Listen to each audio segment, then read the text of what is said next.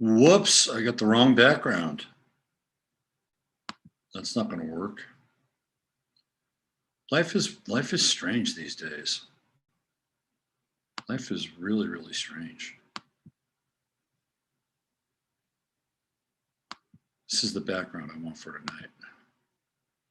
Right there. What's going on, everybody? It's me, Robert Phoenix. I'm sorry that I'm late tonight. I was spending time on the phone getting some details on the death of Robert David Steele. So thank you for being here. Thank you for being patient. And we will endeavor to have a good show here tonight. And I got a lot to bring to the table. Thanks for your patience.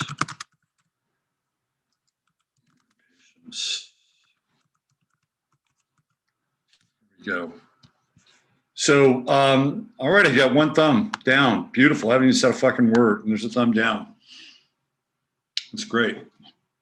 As you can see behind me, the classic scene from Barbarella with Jane Fonda and David Hemmings.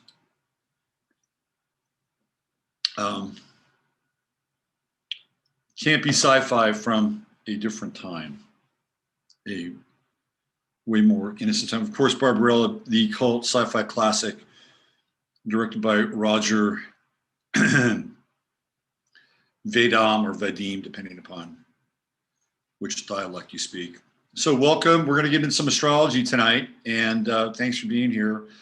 I was on the phone for roughly the last half hour or so. I got a phone call from a friend of mine who basically has been setting up tour dates for, well, not tour dates, but interviews and doing sort of boots on the ground stuff with Sheriff Mack on the RDS Rise tour. And you guys know that that tour turned out to be a major debacle. And they broke the party up here in Fredericksburg. Probably the best date that they had as a group. Super successful, lots of people, great energy, great vibe, and then the band broke up. I don't want to get into why it broke up. There's been a lot of finger pointing, a lot of innuendo. It's just a completely mismanaged fiasco from the start. So let me start tonight's show by saying that Robert David Steele is dead. Okay, if you don't know that already, I'm sharing that with you now. I think it went public about 2 hours ago. I had a conversation with Rob Chopra, and he had told me this, like there was the buzz on sort of message boards that this had happened. So this is what I know about what happened with RDS. So apparently right around the 15th, 16th of February, lots of internet rumors, he's dead. He's dead. I'm talking to the Crimmies right now. So they just sent this to me. Let's see this.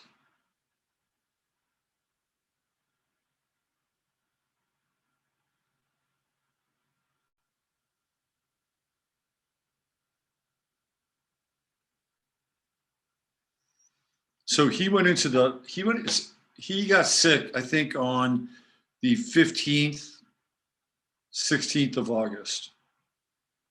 And so clearly he had COVID-like symptoms. And so here's one of the things for me personally that stands out with Robert David Steele. He didn't look very healthy. Just in general. He was overweight.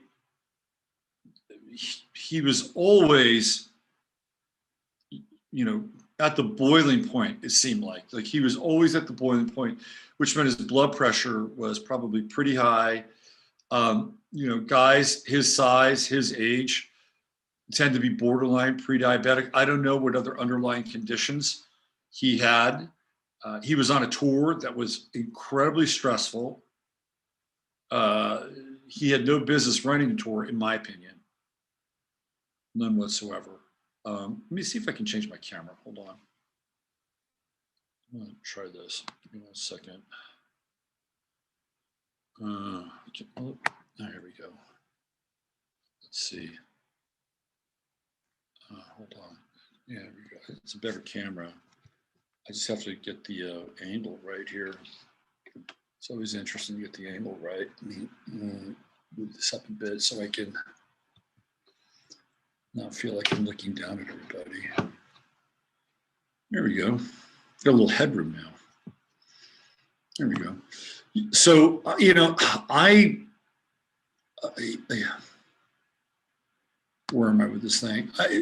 You know, running a tour like that is, first of all, it's a huge tour. And I know this is an astrology show, and I promise I will get to the astrology. And we'll talk more about this tomorrow, but it's a pretty timely thing that's happening with him. So we're talking multiple buses, multiple cities. We're talking people who are in the so-called truth movement who have egos as big as fucking rock stars. You have a tour like that, you need to hire somebody who has experience in logistics. That's like vitally important. So Steele just, you know, sloughed it off. He said, this is my first rodeo.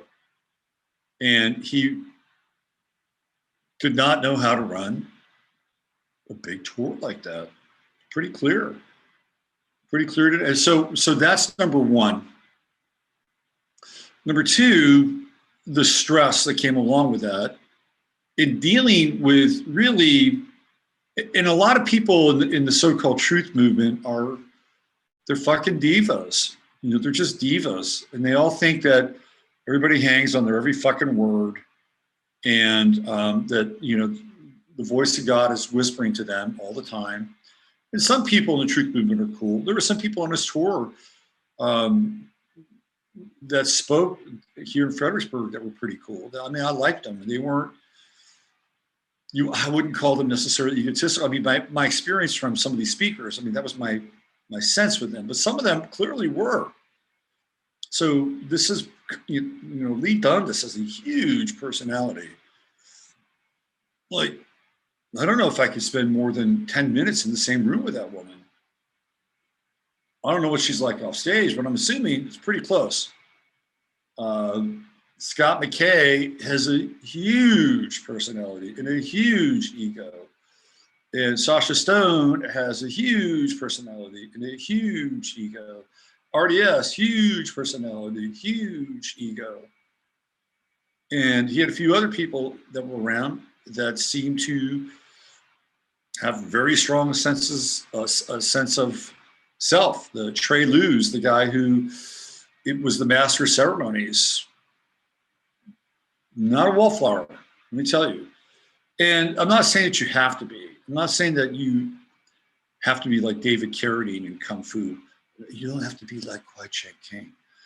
But just think of the amalgamation of all those personalities and then going to town and trying to find new people to speak and new venues. I mean, they were doing this thing completely on the fly. So you got to manage a tour, which is hard. It's hard managing a tour, really hard. Like most tour managers in rock and roll totally sucked until Peter Grant stopped managing football and started managing Led Zeppelin. He basically wrote the book for how to manage a band on the road. Peter Grant knew all the tricks of the trade. He was an enforcer. He got the money. He was a tough guy, and he knew what to do. Right? There's a whole mindset that goes along managing tours. So you got to manage the drivers. You got to manage the logistics. You got to manage the hotels. You got to manage everything. And Robert David Steele was not only running the tour from the personnel side, he's running the tour from a logistics side too. I mean, that's hard work, super hard work. You'd have to be a real, like, autodidact, savant, polymath to do something like that. I'm not saying it's impossible. Very few people can do it. So there was that. There was that level of stress. I also think that there was like a money thing going on. And apparently they were starting to run thin on cash. That's what I heard. That's another thing, right? And remember, this is something that Steele had been working up to for years. Just think of all the stress involved with that. It's just got to put your system through hell. You're on the road. You're not always eating the best food. Your sleep cycle is, disturbed. Some days you don't know what city you're in. I mean, that happens when you're on the road sometimes, more often than not. So let's just say that his body was probably not in the best shape. That's number one. Physical stress, emotional stress, mental stress, you're going to run down. He probably, high blood pressure already. I'd say he's probably pre-diabetic. You got comorbidities and levels of stress that are through the roof. He got sick on, I think, 15th of August. 16th, he was in the hospital. Now, here's where it gets interesting. He had very clear instructions not to put him on a vent. Very clear. I don't know who was watching over him on the tour. And supposedly he has a wife. I don't know anything really about that. But he had very clear instructions not to put him on a ventilator, and he got put on a vent. He was trying. I guess he wanted some of the alternative treatment. That was not happening, and add everything up, and he's left the building. And it's always weird when an ex-spook passes away, because you never really know. Did he really pass away? Or was he just extracted? Well, I can tell you that from ground level, people that were on the tour with him, that he was sick. He was not well. And these are people that are not spooks. So I'm going to try to get some more details. Maybe I'll have some more tomorrow on 15 Minutes of Flame. But there are going to be a lot of people who will be happy that he's gone. I'm not going to lie. You're going to see a lot of people on Twitter doing their little happy dance on RDS. And apparently he's not the only one. I think Milo Yiannopoulos is, I guess he's sick. Milo is an interesting case. There's a guy whose immune system probably a lot compromised due to the nature of his, how shall we say, sexual inclination and activity. Probably compromised. And there seems to be a weird trend now where people who are patriots or people that are on the right or conservatives seem to be coming down with the coof. I'll talk more about that tomorrow on 15 Minutes of Flame. This is an astrology show. And if you've tuned in here to get into astrology, we're going to do that right now. Welcome to Sunday Night Astro Live. I'm your host. I'm Robert Phoenix. And I would say maybe I'm the most controversial astrologer on the internet, but maybe not. But people say that. When they have a show, they say, Jason Whitlock does that. I've noticed people do that. They kind of say, well, I'm the most this or that, or welcome to the most controversial show on kale. If you think you know about kale, let me tell you, you don't know jack about kale. I'm going to tell you everything you need to know about kale. It all starts and stops right here. You've heard these people, right? But that said, I think maybe I might qualify. I throw my hat in the ring in that direction. So we're gonna skirt the edge tonight. We're gonna get into astrology tonight's show, as I promised last week. I will be looking at the chart of Australia for all you people who live in Australia, who follow this show and some of my other shows. I cast a chart for Australia. I cast a chart for New Zealand as well. So we're going to look at both of those charts. They're very, very different charts. I'm concerned about Australia, not just from what's happening there, but I'm concerned about Australia as it relates to its chart. It's not an easy chart. I'm also going to be getting into a chart. We're going to be moving into the future. And I'm going to be getting into a chart that has been cast for March 2nd of 2022. So that's 3/2/2022 or 3/2/22. It's a very important chart, and we're going to get into why tonight. We're also going to look at the beginning of the conflict in Afghanistan. And there are two charts that I'll be using for that. Those charts are when there was a semi-formal declaration of war, which is on September 18th, 2001, just a mere 7 days after 9/11. 7 days. Interesting number. And then the first heavy-duty airstrike, which landed in Afghanistan in the first week of October of the same year. So we're going to look at that, and we're going to look at the pullout chart for the U.S., and we're going to try to make some sense. So tonight's show is going to be, kind of geopolitical. No rock bands, no rock icons, nuts and bolts stuff. We're going nuts and bolts. We're going geopolitical astrology tonight here on Sunday Night Astro Live. Thank you for being here. Let me go into chat and let's see who's here. We got. By the way, again, thank you for being patient tonight. That was it's important. Where am I? Right here. Okay. Who do we have? We got 132 people watching. That's a good number. JJ Rain de Blanc, Back to the Future. Visually, what's going on, Ani? Good to see you. Mazu Mink in the house. Good Witchy. Tom Jordan, what's going on, TJ? Looking forward to seeing you again. By the way, I am going to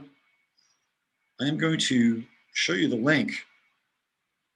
I'm going to show you the link to Don't Pull Out. That's funny. I'm going to show you the link to the event that we're having here in October. I'm not sure how many of these we're going to be able to roll out over the next couple of years, so you may want to get in while the getting is good. And I'll show you the link to that after I do a little bit of meet and greet. We'll do the invocation, and I'll show you guys where that is. Let's see. Mary Stevens, what's going on, Mary? Good to see you. My man, Benito Diaz, what's going on, brother? Sarah's here. Hi, Sarah. Lux Chameleon. Tinfoil Tiara. Gigi Abby Lynn. Hello, or Abby Lynn. Hi, Gigi. Jill Wong, what's going on, Jill? Good to see you. Angela Nelson's here. Evan Taylor, what's going on, Evan? The magician. The wizard's in the house. Let's see. Chris and Steve are here. What's going on, Cremies? Squirrel, hey, Jen. Nice to see you. Hey, Jen, we're gonna do a little thing on biochar. We will do a thing on biochar, and I want to do a show, kind of a Virgo-related show. We're gonna do something. I'll be in touch with you. We'll do it in the next couple of weeks. Let's see. CC Jones, what's going on, CC?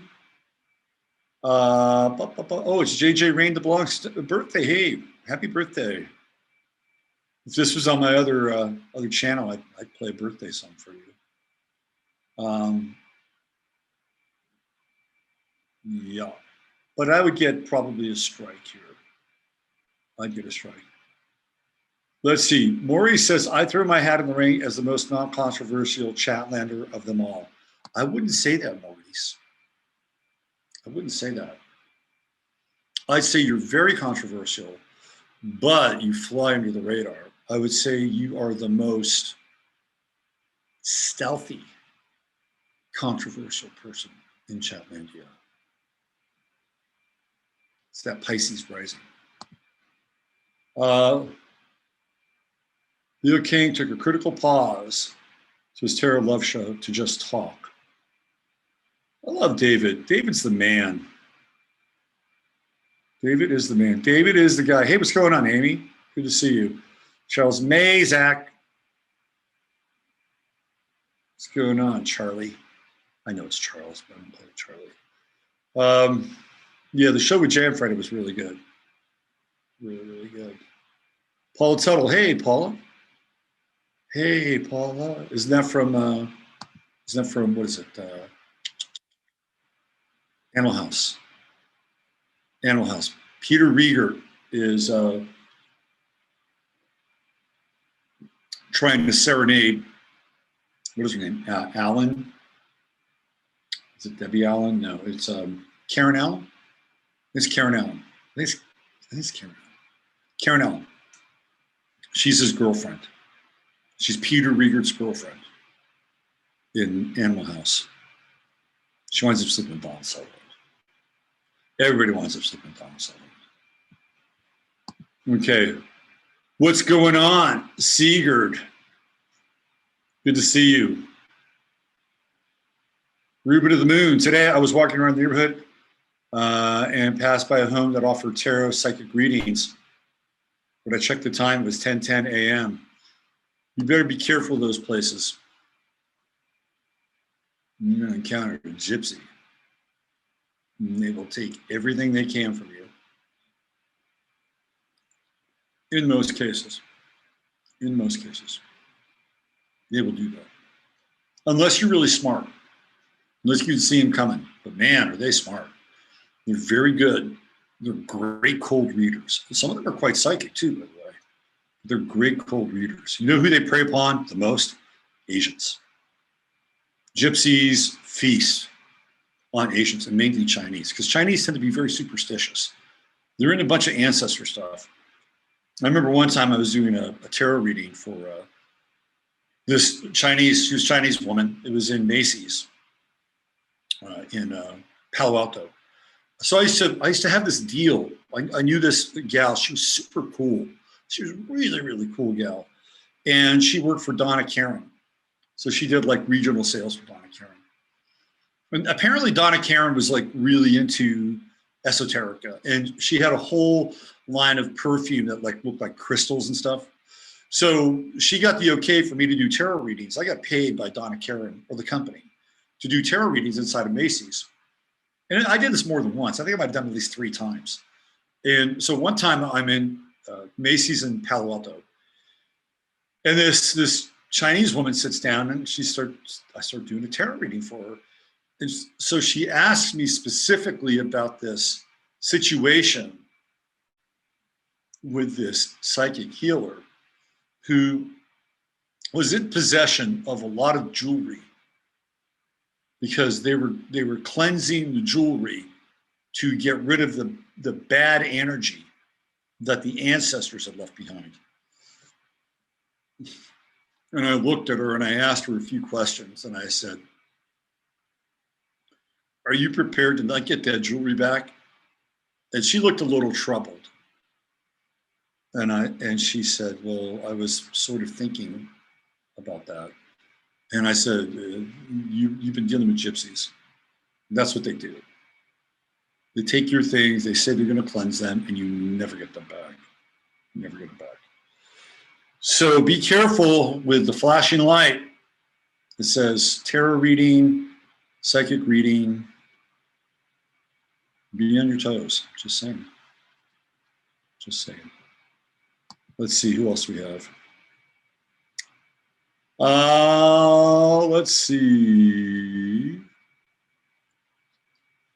Yeah, it is. It is your birthday. Well, happy birthday. Happy birthday. What a great sign Virgo is. What's going on, Jacqueline? Good to see you. It's disappointing that Tyson Fury is all born again Christian and not a full-on crystal ball. I love Tyson Fury. You know, I've noticed about Christians sometimes, it doesn't matter if they are born again Christians. Sometimes they just can't shake who they are. Didn't Jerry Lee Lewis become a born again Christian? I don't think he ever stopped being Jerry Lee Lewis. No matter how many gospel songs he sang, he never stopped being Jerry Lee Lewis. I think Little Richard became a born again Christian at least twice. He never stopped being Little Richard. He was always funny as hell. He was always very outspoken. He was just less gay, I think. I don't know. He did have kids. He became a father. Interesting character. Very interesting character. I've been watching the videos of Michael Franzese, who is a mob boss, Gemini. Throw a little astrology here. Richard Sagittarius, by the way. Michael Franzese, Gemini. I want to interview Michael Franzese. I want to interview him. I think he was the Colombo family, if I'm not mistaken. You're the five families. The five families. He's got a great video out now. I don't know how old this video is. It's a really interesting video. Franzese is a Gemini, so he's perfect in this role, right? He's in the mob, he's out of the mob. He's got this facility to kind of move between worlds. He's definitely a Hermes kind of character, total Hermes kind of character. So he has this video out where he talks about basically who started the Cosa Nostra.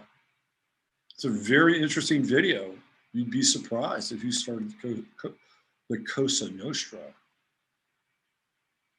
It was the Kosher Nostra who started the mafia, because they were just a bunch of guys like, shooting it out.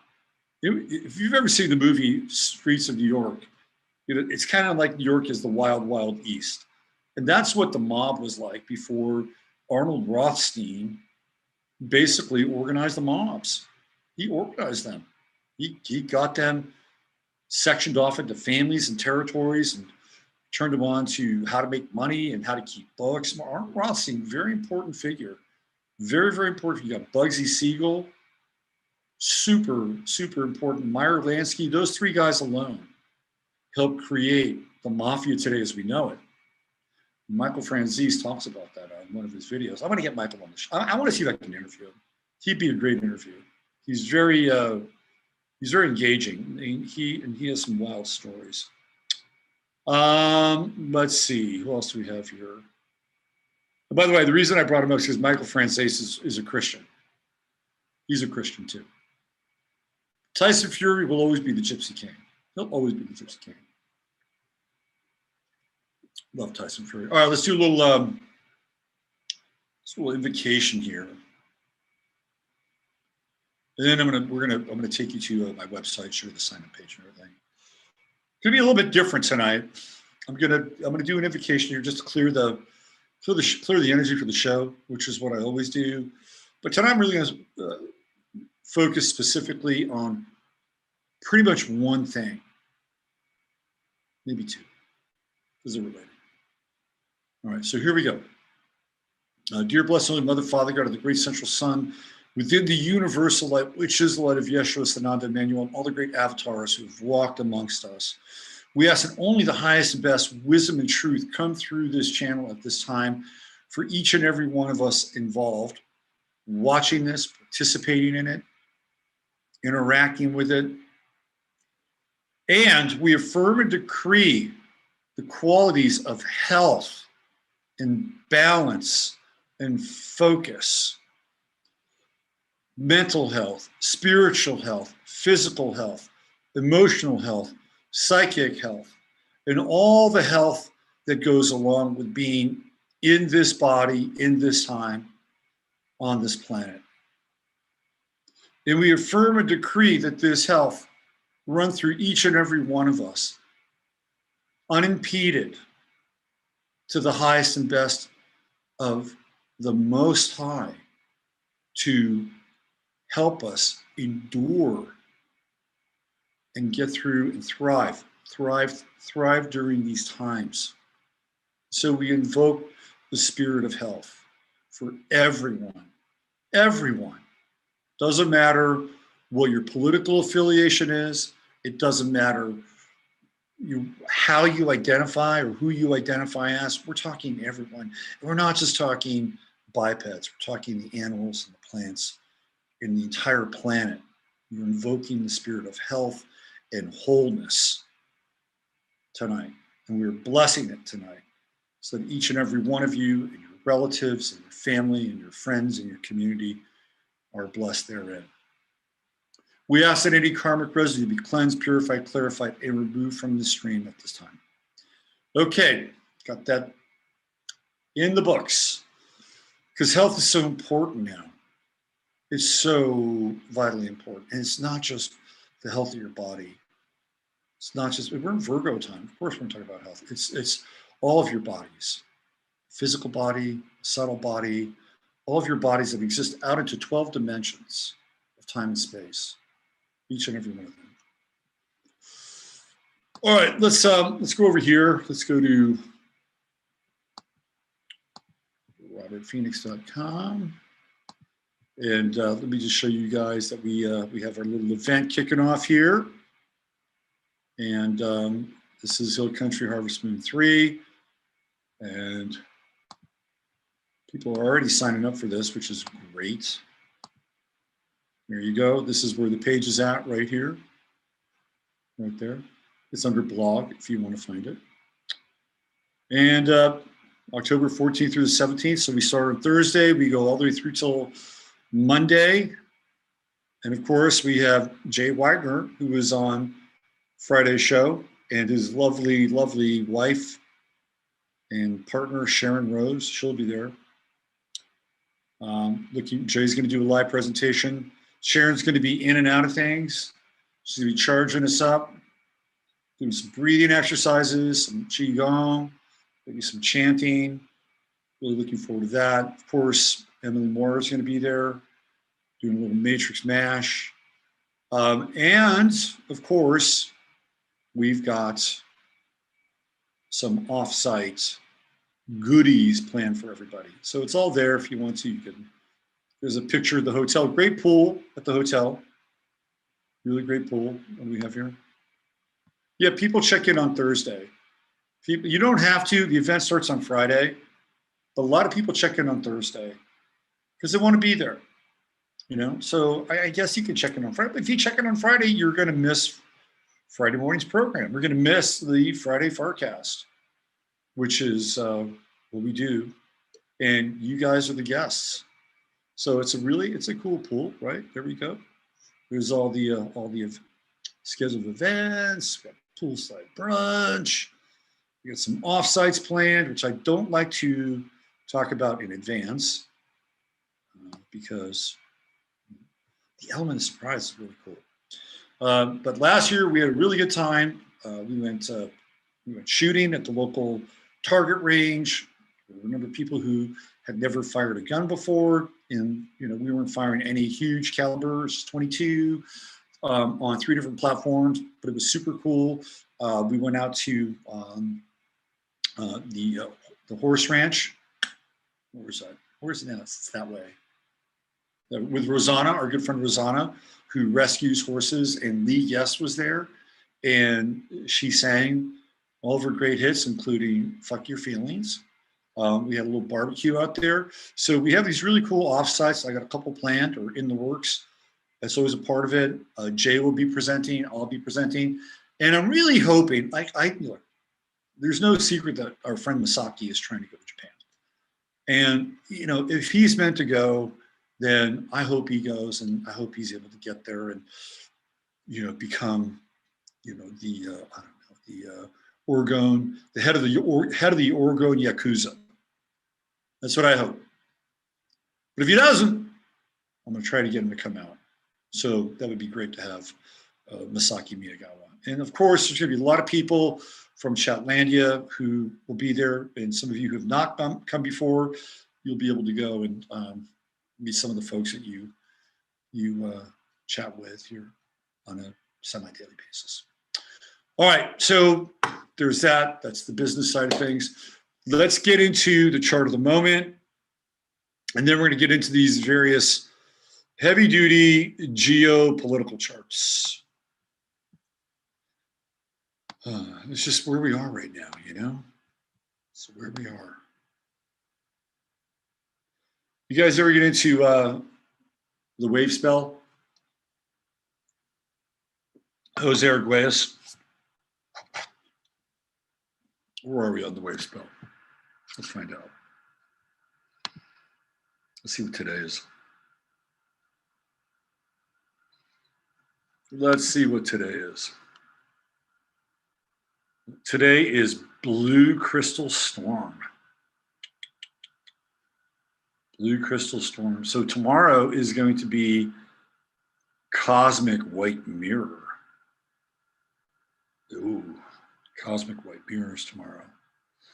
Here, let me just show you a little dream spell action. And, Jose Arguelles dream spell action. It's a cool website, starroot.com. If you don't know the dream spell, Jose Arguelles basically reconfigured the Mayan calendar, started his own system. Look, there is sidereal astrology, and then Ptolemy came along. People seem to forget these things.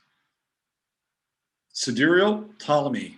Mayan long count, Jose Arguelles. So I don't have a problem with Arguelles. It was the first system that I got introduced to with the Mayan calendar. So today is Blue Crystal Storm. I dedicate in order to catalyze. Universalizing energy. I seal the matrix of self-generation with the crystal tone of cooperation. I'm guided by the power of magic. So this idea is that Kawak, this is Kawak. It kind of looks like, you know, the Eye of Horus a little bit, right? A little bit. So Kawak is connected with shaking things up. The two signs here, the 2 day signs that kind of go, oh, tomorrow, no, tomorrow is 13 Ahau. What am I thinking about? Tomorrow is 13 Ahau. There it is. We can see it right there. Wow, tomorrow's a big day. I mean, it's the end of the wave spell. It's the final day on the wave spell. So on Tuesday, we go back to the beginning of the wave spell, which is great. I mean, it's great in the sense of it's sort of like a new cycle, right? A new cycle of time within the wave spell. So we're coming to a culminating phase tomorrow. We'll do 13 Ahau too. So Kawak and the sign that is so this is Etsnab, which is the mirror, the reflection. And the sign before Etsnab is Kawak. And Kaban. So Kaban and Kawak are very similar in some ways. They both have this disruptive energy to it. Kaban has to do with things like earthquakes and geophysical changes. And Kawak comes from the sky. And it is thunderous, right? It is the mighty god of thunder. And it's about catalyzation. So today we are in Blue Crystal Storm territory, right? Right there. And guided by the power of magic, which is a pretty cool thing. So let's do tomorrow. Tomorrow is a very interesting day. Let's do the 31st, is that right? Let's see, what is the date? That is tomorrow, because they're ahead of the, that is tomorrow. I'm just checking here. Yeah, so they're ahead a little bit, right? So actually, today's the 29th. So this is, I guess it's on a different time zone. So that's tomorrow, which is Crystal Storm. So today is Etsnab. And we have the number 11 here. So it's a mirror, right? You see the mirror image. That's what Etsnab is about. It's what the mirror image is about, reflection. I dissolve, because 11 is about dissolution. I dissolve in order to reflect. That's always what Etsnab is about, reflection. Releasing order. I seal the matrix of endlessness with the spectral tone of liberation. I am guided by my own power double. So tomorrow will be Kawak. And so that energy is going to be very potent, extremely potent. So let's go there. Let's go to the 30th, and we'll revisit Kawak one more time. This is Monday energy right there. I dedicate, that's important. I dedicate. What are you going to dedicate to? I dedicate in order to catalyze. That means that you're making a conscious choice in order to catalyze something in your life or in the life of other people. Universalizing energy. So you're going to spread it out. It's not yours. You're universalizing it. I seal the matrix of self-generation, which is good. I mean, what you're doing basically is saying, I'm going to self-generate. This is very kind of, I don't know, like what you call it? Like the generator inside of human design. I seal the matrix of self-generation with the crystal tone of cooperation, because 12 is about cooperation. It's the greater loom. But 12 is a really important number. We've got 12 houses, 12 signs. We got 12 hours in one part of the day, 12 hours in another part of the day, right? So 12 is kind of a big number. And then we have here, I am guided by the power of magic. So that's Monday. A little bit of a different route here. We're going to get into the chart a bit, but I just thought we would play around with this. Now, Tuesday is very interesting. Now, on Tuesday, we reach the end of the dream spell, culmination. This is a culmination period here. So we have 13 Ahau, which is kind of like the cosmic Christ, right? There's Christ energy, or this Christian energy that goes along with Ahau. And 13 is the number of endurance. So in the wave spell, the Mayan calendar, these cycles, these wave spells are based on lunation cycles, which is going to be new moon to full moon to, right? So in 13 days apart. So here we go. I endure in order to enlighten. That's Tuesday. Transcending life. When you get into 13, you're always transcending. You're moving beyond it. Transcending life. I seal the matrix of universal fire with the cosmic tone of presence. I am guided by the power of flowering. You'll see flowering with Ahau. And I am a galactic activation portal. Enter me. That's a big deal. So we're looking at the 31st, which is going to be Tuesday, as a portal day. And not just any portal day, it is the last day in the dream spell, which is pretty cool. Pretty cool. And there's all kinds of Baktum, wheels within wheels within wheels. Okay, so why don't we go over to Astro.com. So you never know what you're going to get here sometimes. So let's find out the chart of the moment.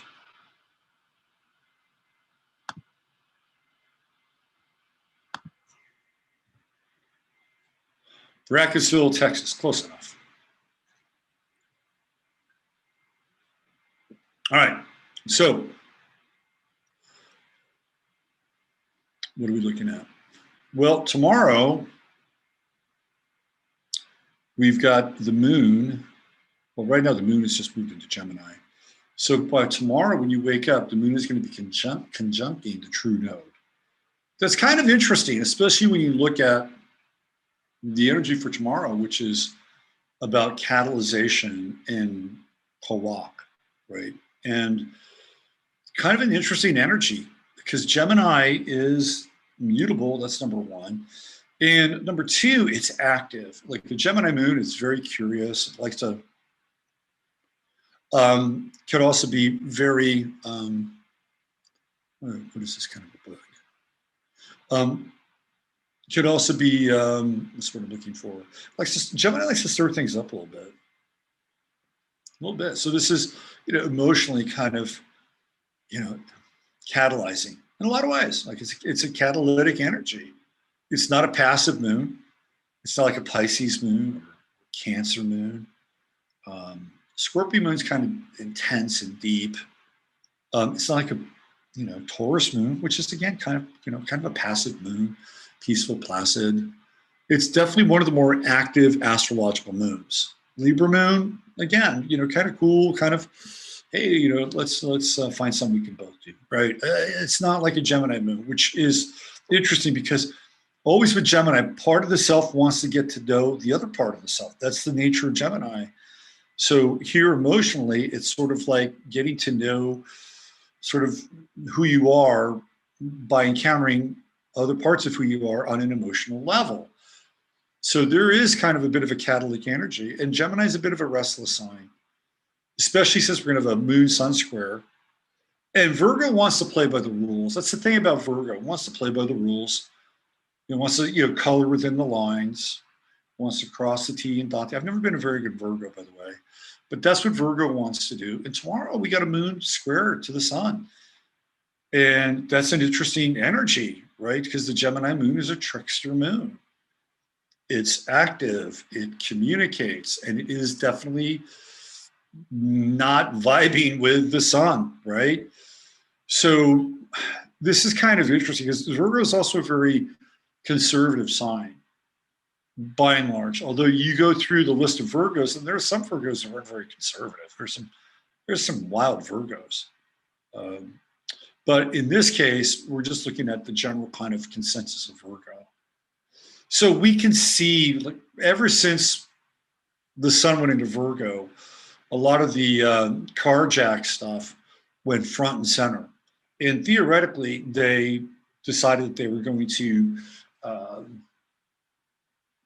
approve the carjack. And we know that that approval isn't what they're saying it is. Okay, let's just be clear about that. But all that happened right when the sun went into Virgo. Remember that. That's a really important thing to wrap your head around. And the head of the temporary head of the FDA, who we looked at, is also a Virgo. I think she's born like 1 degree Virgo or something like that. So, it makes sense that they would do that. That she would be sort of the the trigger man on that. Did I say man? Oh, I meant woman. Yeah, so that all happened, right? We've seen it all happen, but here comes this Gemini moon sort of coming in here and messing with things tomorrow. It's very co-op-like. Then there's the square with Jupiter, so it's gonna make things bigger, and it's kind of interesting. They're both in air signs, but by degree, it's in square with Jupiter.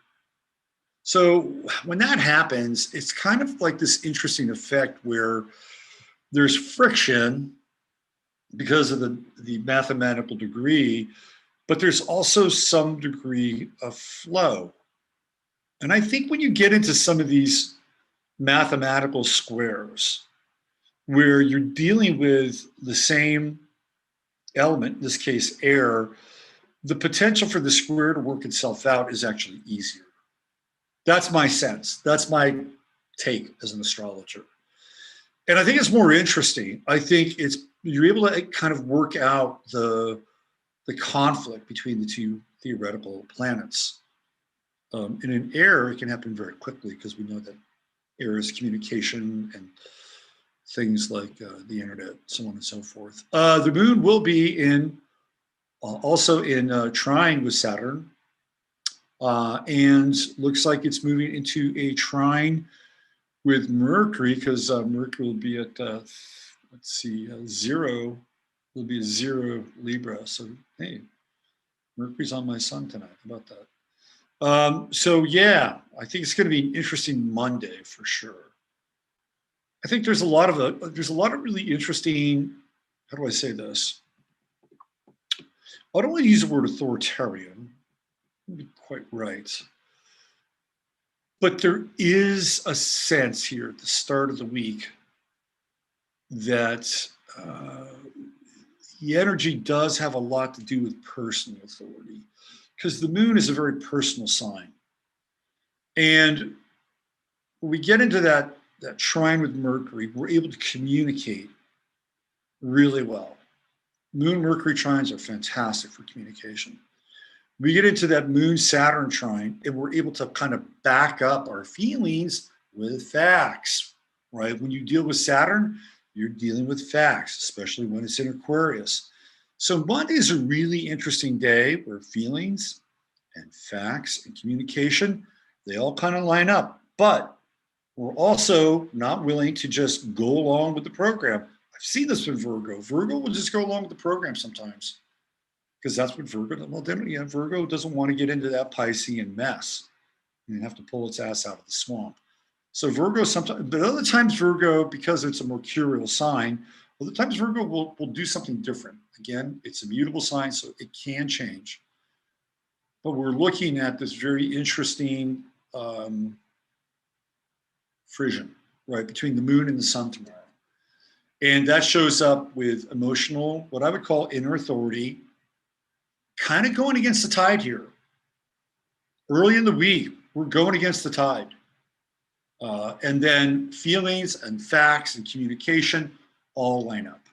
They all line up. I like it. I even like the square to Jupiter.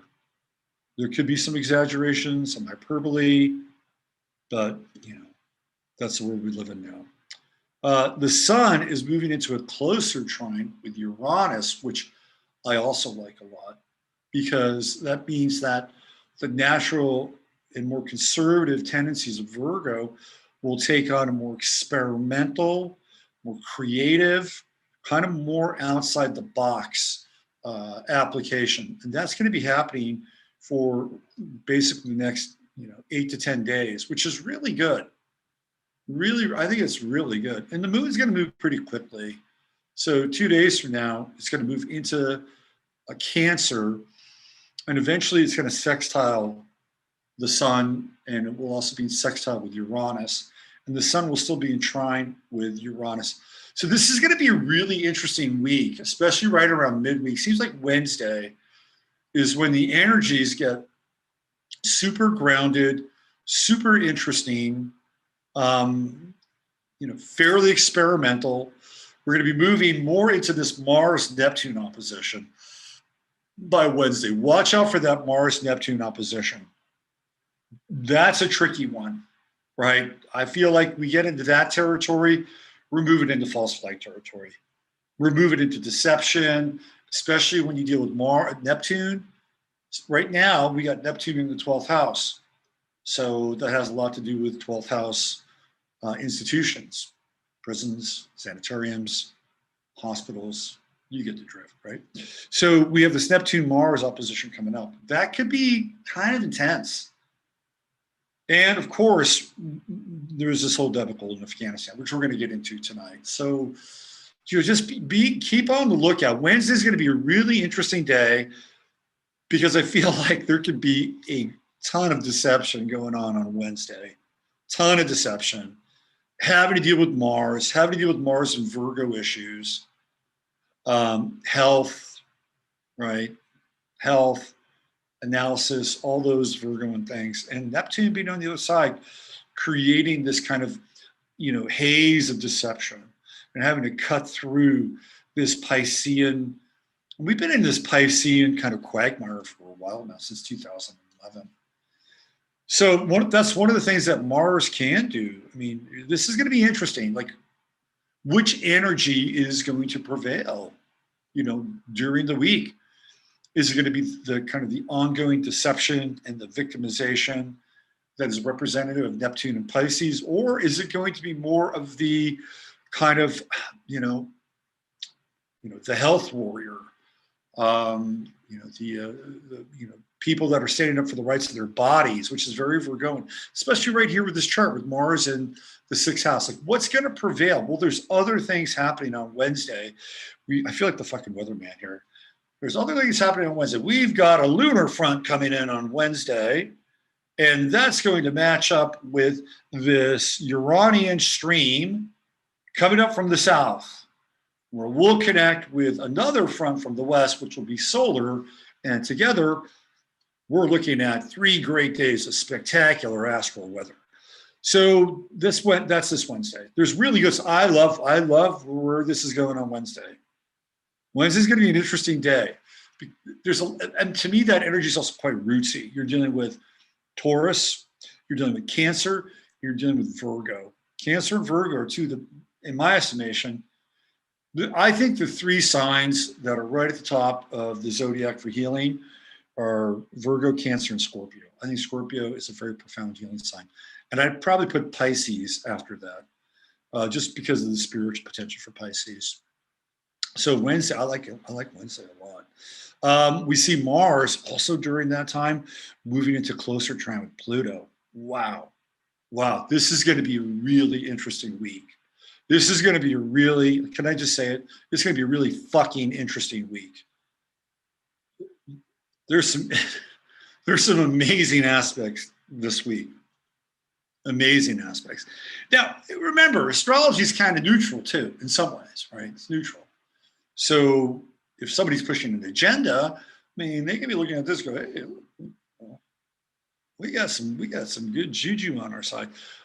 I would tend to think, though, this is just me personally, I would tend to think that when the planets are in personal signs, like they are right now, you've got the sun, you've got Mars, Mercury. I would still consider Venus that kind of midpoint. It's not quite transpersonal. It's not quite personal. But when the planets are in personal signs, I think it tends to help the little guy, right? It tends to help more of the everyday person, the common. When they're more sort of affixed towards the outer planets, they tend to be more cultural and more institutional. So this could be a very, very interesting week. Not a lot of fire in the sky. We've got Chiron and Aries, and that's about it. That's about it. We're not going to get another huge dose of fire until we get into Sagittarius. And that'll be Venus and Sag, Mars and Sag, and even the Sun and Sag. We'll get some moon fire, right? The next phase of the moon after Cancer is going to be Leo. We're going to that it's a kind of new moony phase with Virgo. But by and large, we're dealing without a lot of fire right now. Chiron, and that's wounded fire. Speaking of wounded and fire, we'll get into Afghanistan. But I like this chart. I like the energy for the week. We just have to get through with this deception, right? This deception with the Neptune Mars opposition. We got Mars coming in trining Pluto. We've got the moon coming into Cancer by Wednesday, sextiling the sun, sextiling Uranus and Taurus. The sun moving into more of a closer entire orb with Uranus. I love that energy. It's earthy. It's risky with Uranus. It's intuitive. It's nurturing. I really like the middle of the week. And we've got that Mars Pluto trine. Good stuff all the way around. And also by that time, Venus is going to be moving closer into trine with Jupiter, which is really good, right? It's kind of this energy that's more evolved and kind of peacekeeping and a little more kind of mediation. I like it. I think this is going to be a very good week. We just got to get through this Mars-Neptune opposition. That energy is really going to start to come on starting tomorrow. And this really interesting moon square to the sun, at least, over the next 24 hours, maybe a little bit beyond that. But that's going to be 24 hours, going to be in a tighter orb. But again, feelings, facts, communication, they all line up. Okay, there's your cosmic weather report for the week ahead. Let's get into some geopolitical stuff. Australia.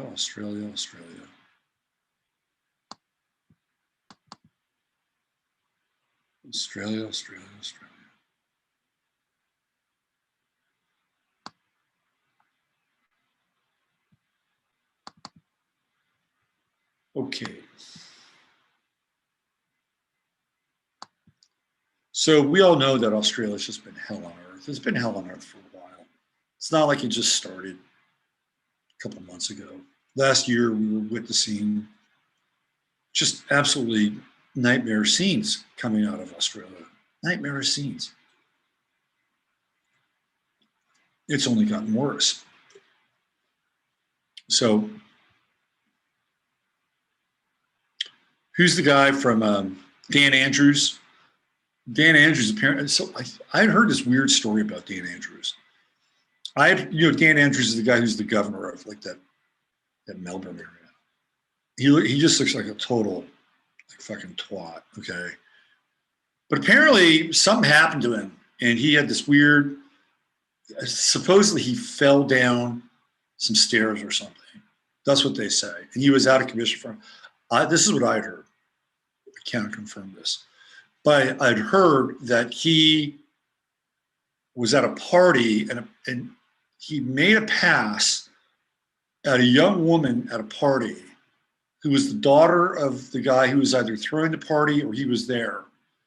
And the young woman was considerably young, pre-18. And apparently the guy whose house Andrews was at, he flattened him.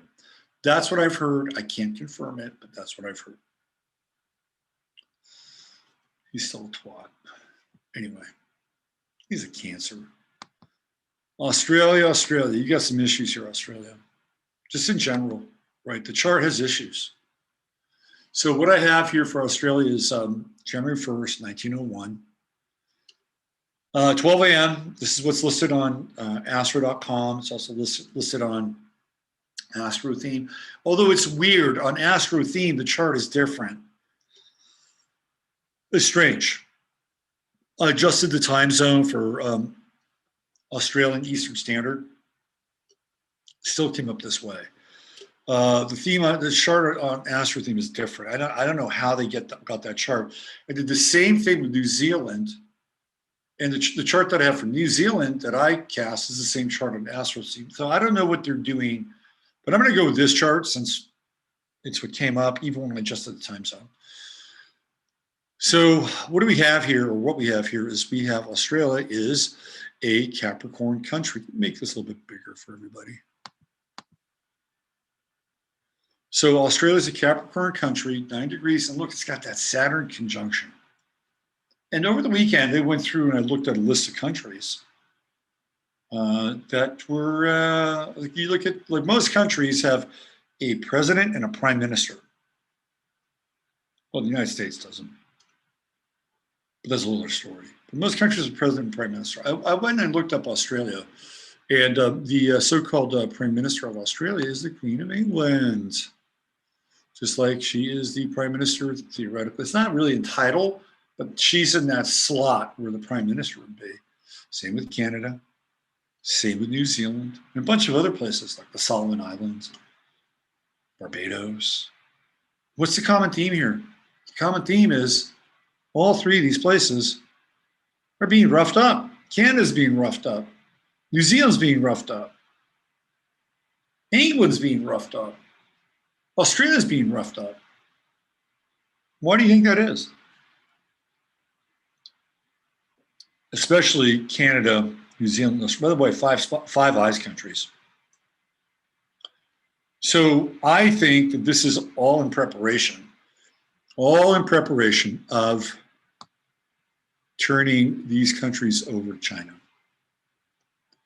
That's what England did with Hong Kong back in the 90s, right? England said, hey, China, we're going to give you Hong Kong. We're going to give it to you. And said to the people from Hong Kong, oh, you're welcome to go to British Columbia. Take all your money there. Start buying as many homes as you want there. We'll make that easy for you. Because guess what? We're all part of the same family. I think that's what's going on. This is the common theme, the common denominator, because the same amount of pressure is being applied in all three places. And the only thing that I could think of is that we're talking about a transference of power in getting people under their thumbs, right, in those places. Australia, New Zealand, and Canada all had their guns taken away from them. New Zealand much more recently than Australia. Canada even more recently than New Zealand, all in preparation, likely for a transference of power. So we can see here with the Sun-Saturn conjunction that this is a country that is really baked on formalism. And we see Saturn, and it's great grand trine here, super grand trine. I love the grand trine. The sun on the IC, that's a great position for the sun. But when you see Saturn-Sun conjunctions, it's also dealing with things that are very Saturnian. You're dealing with power structures. Like, this is not an entity unto itself. Like, Australia is not an entity unto itself. No, it's got another entity attached to it, right there. And look at the orb. It's within 2 degrees. Nonetheless, we've got Mars in the 12th house. At 11 Virgo, we have Moon in the 7th house. At 12 Taurus, making a really nice grand trine. So, you know, when we think of the Australian people, when I think of the Australian people, you know what I think? I think of unpretentious. They're not a pretentious group of people. And you would see that with this grand trine. It'd be very earthy, unpretentious, you know, kind of like into, you know, beer and Barbie and rules football and, you know, grounded and unpretentious. That's how I would describe most Australian people that I've run across. And there's some, I mean, there's also some really brilliant, I'm not saying you can't be brilliant, but I'd say by and large, to me, that's unpretentious is the energy. I don't equate pretentious with Australia at all. So I think that shows up here in a lot of ways. There's also another element to Australia, and this, to me, this is the most mystifying of the whole thing with their chart, and we'll try to untangle some of this, is that there's a really strong stellium here of planets in Sagittarius. So we know that Sagittarius is about freedom, expansion. And I always experience Australians as being, you know, kind of that. Right? They travel, they're abroad, they come to the United States. And there's a lot of Australian basketball players. You know, Andrew Bogut, great Australian basketball player. He's got a really good podcast, by the way. And Bogut, if you're looking for an athlete who has more quote unquote truthful values, he's a good follow on Twitter. Good podcast too. He's a tall guy, basketball player, Australia. So there's a lot of freedom here. You got Jupiter in Sagittarius, 25th degree. Well, that's the degree of my Jupiter. I probably have a pretty good time in Australia. We've got Mercury. See, this is the one part about the chart here that I think it gets a little, this is a little sketch. Because there's this Mercury-Jupiter conjunction. And one of the knocks on Sagittarius is that it can be a little bit lazy. Okay, especially Jupiter and Sagittarius. So, and I think if we go down 2, 3, 4 generations, there's usually wealth, inherited wealth. Life gets easier. You know, places and people start off as immigrant classes. They have to bust their ass. They have to join together. Life is hard, but those first generations work their ass off. They begin to create a little generational wealth. By the time you get down to the 3rd and 4th generation, they don't have the same work ethic. They don't have the same kind of values that original group or the group after that original group had. That's just natural. That happens with, you know, a lot of groups. But here we can certainly see it in the chart because Sagittarius has that kind of, hey, you know, no worries. That's a great Sagittarian phrase that I think really relates to Australia. No worries. No worries. Jupiter in Sagittarius, Mercury in Sagittarius, hey, no worries. And we have Chiron there, also in Sagittarius. Interesting place for Chiron.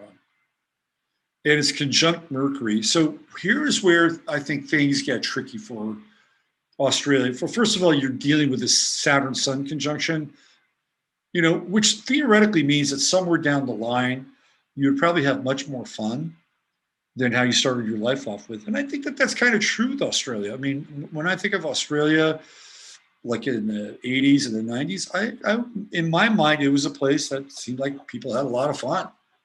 They drank a lot of beer. There were nice beaches. They had good rock bands in excess. I mean, it was just, you know what I mean? Like they'd gotten to that place where maybe they were in that kind of Saturnian, you know, younger as you get older groove. But keep in mind that they've just started to go through their Saturn return, which they do every 30 years, obviously. But they went through their Saturn return starting in 2017. So that signaled a new and different time for Australia. And Saturn, hit the sun too. So 2017 is a big time for Australia. And I think what we're seeing now started around 2017. Now, I haven't looked at when Dan Andrews became, sort of the bitch Karen of Melbourne. And who's the other guy? Scott Morrison. I don't know when they started their terms, but I would say that whatever is happening in Australia now, it didn't just start last year. It started in 2017 because that's a major time for Australia, right? That's when Saturn hits the sun, and it's not a bad time, but it's like it's peeling the skin away. So, we're looking at a period of time which would have gone from roughly 2017 until, really it was like 1987 to 2017, that 30-year period. So whatever was started to happen in 1987 to 2017, like that portion of time comes to an end. And what's also really interesting now, if you look at where Saturn is in the Australian chart, it's in the 5th house. Boy, Saturn 5th house transits are not fun. They're not fun. I mean, it's just not a good time. Now, Jupiter's there and it's retrograding. And I like the retrograde. It's coming in, it's going to hit Juno. So I like that energy. Juno's about nurturing. Here it's about nurturing the Aquarian spirit, which is a little rebellious. Australia, get rebellious. Have some fun. Have some rebellious fun. Okay? Be fun with your rebellion. And Saturn's retrograding all the way back to 6 degrees, so it's getting really close. It's a Pallas here. Pallas, pattern recognition, 5th house. So the idea with Pallas here would have a lot to do with trying to understand how you're going to be dealing with the Aquarian world or the oncoming Aquarian regime. And, Pallas is all about patterns. Like, you better, if you don't see it now, the Saturn retrograde to Pallas, you're going to see it. Australia, you're going to wake up. And then there's going to be roughly a 2-year, stint of Saturn in that 5th house there. Not easy. It's not a fun transit. I'm just telling you right now. That said, there's always something to be gained from a Saturn transit, especially like out to next year when Saturn moves, into those middle degrees of Aquarius, starts to trine Pluto. That could be good. That could be good, especially if you've, like, the other thing too here, like the 5th house is children. It's children. Australia, protect your kids. Protect your kids. Saturn's going through your 5th house. Protect your kids. It's important. And when we get into Aquarius, we get into the whole high strange of like science and technology, and just protect your kids. That should be paramount with Saturn going through the 5th house. Trining Pluto, I like the Pluto trine. This is next year. We got Pluto in the 8th house here. That's kind of like finding a reserve, like a 2nd gear, a 3rd gear. This is important. You guys are in it. You guys are in deep kimchi. You can also even look at the transit of the South Node, which started off in Sagittarius last year, just prior to the summer of Floyd. So we're talking March, April of 2020. That puts the South Node right there in Chiron. I mean, talk about astrology matching up with time. You're dealing with Chiron, you're dealing with like medical, you're dealing with physical, you're dealing with healing. Sagittarius is about laws.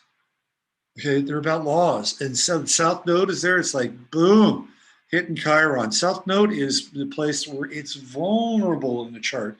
What is the 3rd house? It's movement. It's moving around, stay in your fucking house, right? So we've got South Node going through there, hitting Chiron. And sort of the big challenge for Australia in general is this Neptune opposition right here. This, which I really like in the 9th house. It's really well aspected. It's accidental dignity. It's in its opposite sign in Gemini, which makes it what you call it. It's in its detriment. And it's also retrograde, which I think maybe theoretically might be good, especially now. But you've got this Neptune Mercury opposition, Neptune Jupiter opposition. You're caught off guard. You're caught off guard with this. We talked about Neptune early on, the opposition to Mars coming up this week. I mean, this is in the chart of Australia. You're just caught off guard. You're thinking everything's cool, and all of a sudden, wham! You get this whole new reality, especially in Gemini, which is going to be dualistic, and it's going to be weird. It's like, where are we? We're not in, we're not in Kansas anymore. Well, of course you're in Australia. But this is a challenge here, and especially with the Neptune Jupiter opposition, which is kind of like everything's cool, right? Everything's cool. We're good. Life's good, and it's not. This is an aspect that puts you to sleep. It puts you to sleep. So this is Neptune opposition with all these Sagittarian planets. And here comes the South Node coming through. And bang, it hits Chiron. And guess what? Medical, healing, Sagittarius, freedom, third house, movement. Then it hits Mercury. Then it hits Jupiter. It's already hit Uranus. Now that South Node is just moving past Venus. You're getting hit like crazy with the South Node storm. So by the time we get into December, the South Node is going to be in the True Node. The True Node is going to be, that could kind of indicate the end of something, where you've come to the end of this crazy imbalanced time. I mean, even looking at like the True Node transiting across Pluto, you're having to deal with power, right? Power, hidden trips with Pluto in the 8th house. Not to mention, you've got a Pluto opposition to Venus there, which is just in general, that's rough. That's like a rough opposition. Relationships must not be easy in Australia. And again, I'm not knocking Australia. I like a lot, love Australian people. But it's just that Pluto-Venus opposition, that could be intense in terms of relationships.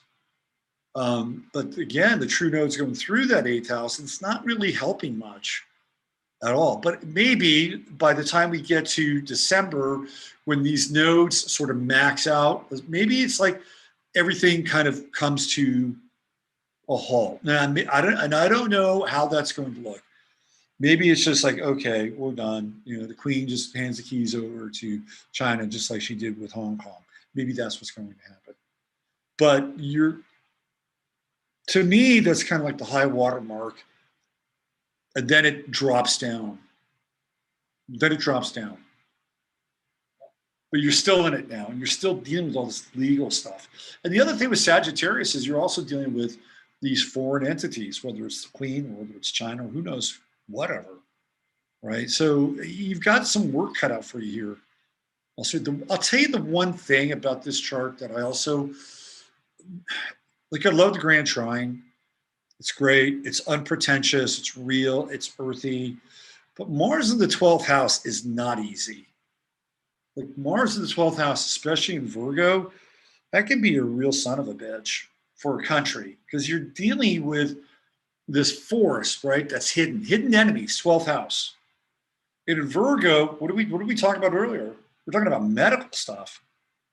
And it's just like lurking back there, just waiting to get hatched, right? And that's what's going on now. We have you've got a Mars square to Uranus, Mars square to Pluto. And if that Mars gets active, and you're seeing what's happening now, you're under kind of a Mars attack in Australia with this Mars right here. That's challenging. Super. The other thing that's a bit tricky about the Australian chart is the lack of water. There's not a lot of water here. You've got the moon in Taurus. I mean, where is the emotion? Where is the water? Honestly, I don't see it. I mean, based on this time, it's the midheaven, and that's it. That's a problem. Again, this grounded nature, this freedom-loving nature, I'm all about it. I'm into it. Even Libra on the ascendant. I like Libra on the ascendant. It's pleasant, it's kind. a lot of good-looking people from Australia, but there's not a lot of water here. So, you know, how does that manifest? Well, maybe in terms of the government, there's not a lot of empathy. Maybe in terms of your public servants, AKA your police force, there's not a lot of empathy. I've seen it. Like that is a police force that has like zero empathy or compassion. Zero. And that's where you get this lack of water in the chart. I don't know. Maybe a progressed look at the chart might be helpful, but it's tricky. It's really, really tricky. Because the sort of the soul of a country with this chart would be determined by different values. It wouldn't necessarily be. This is a collective. And I'm not saying that people of Australia don't have any emotion. That's not what I'm saying at all. Because Australia is popular with people with all variety of signs and aspects. I'm talking about sort of the monad, or the kind of the locus of the collective, right? The collective energy, not necessarily the people, but the collective.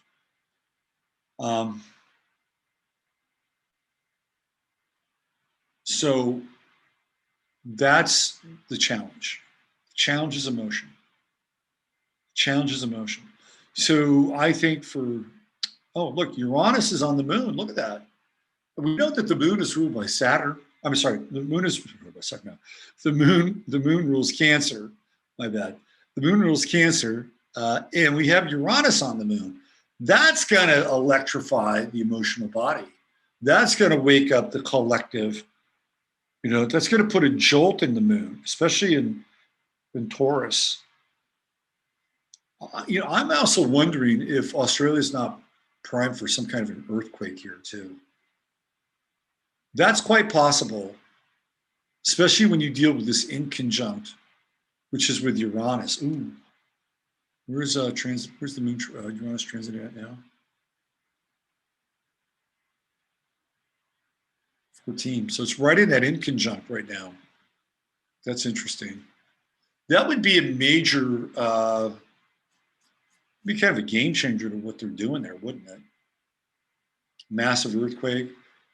Then all of a sudden they got to get off their COVID trip and everybody got to pull together. And I'm not wishing it, but I can kind of see that with that Uranus moon conjunction. At the very least, it is sending a shockwave through families, through mothers, and the emotional body. The biggest challenge here, Australia, is this Saturn transit through the 5th. Take care of your kids. 5th house is children. Turn on that Saturnian energy. All right, let's take a look at New Zealand. Very different chart, by the way. Very, very different chart.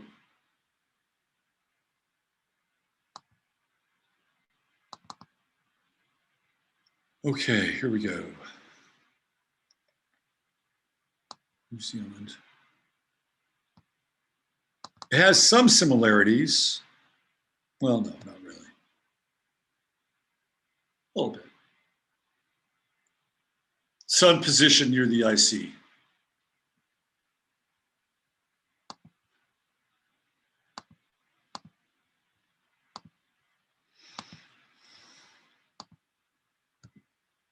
So we have here New Zealand, September 26, 1907, 6 weeks after, or 6 years after Australia. Again, same time, 12 a.m. So New Zealand happens to be a Libra country with a Sun-Venus conjunction. So they're, by and large, generally speaking, a bit more of a peaceful place, right?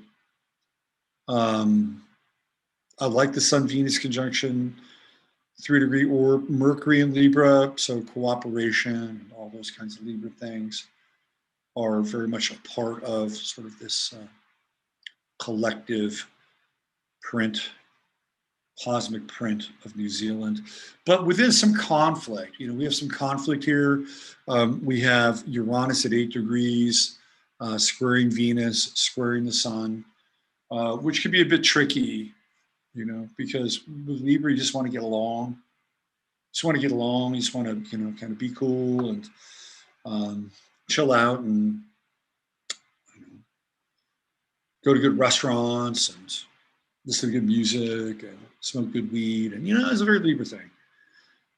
But Uranus is slightly disruptive here. And again, if we want to go back to 2017, we can track Saturn coming in right here, conjuncting right around the same time. Right around the same time, 2017, New Zealand's going through a Saturn conjunction with Uranus, squaring the sun and squaring Venus. I don't know when Arden came in, maybe around that time, maybe a little bit after that time, but that would have been kind of a shock to the system. That's also like during that period where they had the shooting at the mosque. That would have a big, then you've got Saturn coming in, conjuncting Mars, dealing with weapons, right? Here you go. You see astrology happening right here? This is how it works. Saturn comes in, conjuncts at Mars and says, well, we had a terrible shooting at the mosque. We got to take your guns. Boom. And I don't know how many New Zealanders, Kiwis, turned their guns in. I'm not sure. I'm sure some did. Some got taken away. But that's authority coming in and hitting, just cranking on Mars, locking it down. So we have, in New Zealand, you have this in general. And this is kind of an interesting dilemma with New Zealand in that Libra it's not interested in conflict. Sun in Libra, Venus Libra, Mercury, not interested in conflict. Maybe a little debate, Mercury and Libra, but not interested in conflict. However, because of the position of Uranus and the position of Mars, particularly Mars and the Mars square to Mercury, this is something that internally people within the nation of New Zealand would have to deal with. You're going to have to deal with conflict. This is a peace-loving place, but you have to deal with conflict. It's baked into the chart. But it's there. On the other side, we're looking at some of that Cancerian energy, and we have Mercury-Neptune square. Oh boy, look at that. Mercury-Neptune square. There's the Mars-Neptune opposition, which we were talking about earlier this coming week. We have Neptune-Mars opposition. Like, could we here, just looking at this and looking at New Zealand as a template, when we saw Saturn conjuncting Mars, that's when they went in and said, look, you got to give up the guns because obviously there's a bunch of, white fucking nationalists here and you're going to go kill a bunch of Muslims. So we need to take your guns. Thank you very much. Neptune-Mars opposition, you're moving into, what is this? Send me something.